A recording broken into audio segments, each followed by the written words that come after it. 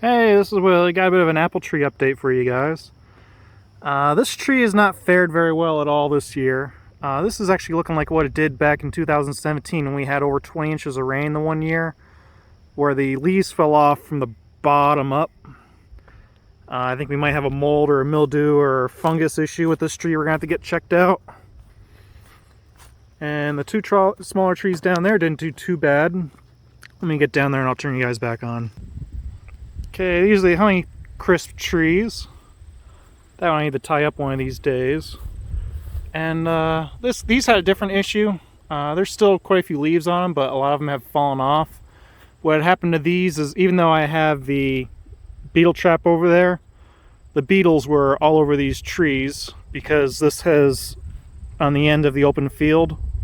So I think what I'm going to need to do is I'm going to need to leave that trap there, that beetle trap there, and put another beetle trap in the middle of the field for the beetles that come out of the yard to kind of protect these trees, because the Japanese beetles chewed these up pretty bad this year. I think that's what happened. Caterpillars weren't a problem. Here's a good example right here. If I can get that focused in, you can see how they're just full of holes. Kind of unfortunate, but is what it is. Now, the one tree all the way in the end of the driveway fared pretty well this year because it's more in the forest area, and I don't think we had the beetles over there as bad. So let me get over there and I'll turn you guys back on. Okay, this tree is actually pretty large. I mean, there's a garden tractor, and this is actually a wild apple tree. It has cross-pollinated with our Honeycrisps in the past, not so much this year. And you can see there's just hundreds of little tiny apples on this thing. But this has the similar issues that other tree did. I think it had a little bit of a mold issue because the leaves they didn't turn yellow or anything like that, they just turned brown. I think it's a mold or a mildew issue.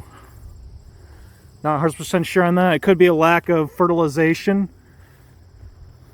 Because it hasn't really been fertilized that much, so we're probably going to have to put some fertilizer down for this thing. Another problem this tree has is because we're down in the valley a little bit more, we have tall oak trees blocking the sunlight over there, and we have some trees here blocking the sunlight. I bet you we cut those back, maybe knock some of the branches off of this thing to open it up a little bit, this tree would fare a whole lot better. That is a job for next year. We haven't had the time this year to get into that, but that is a plan for the future. This is actually a really large tree for an apple tree.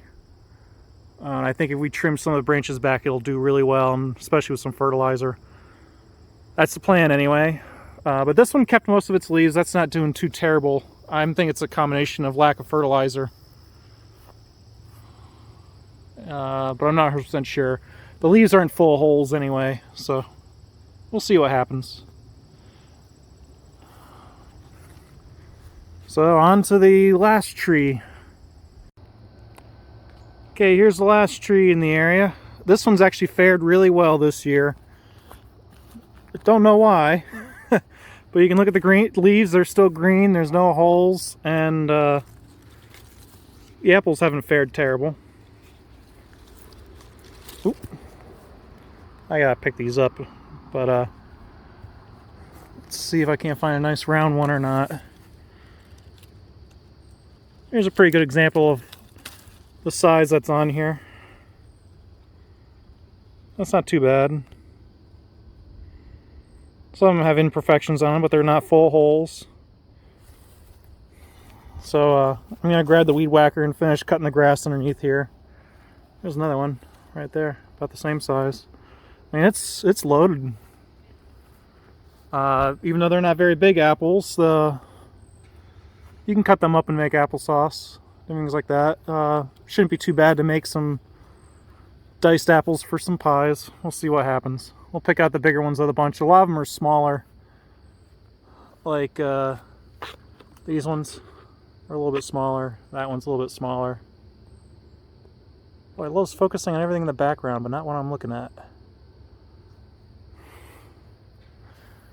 But we'll see what we get.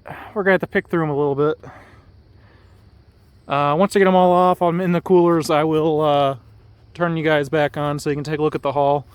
I have videos, or a video in the past, of what I have done to get the apples off the tree. I'll put that in the description below for you guys.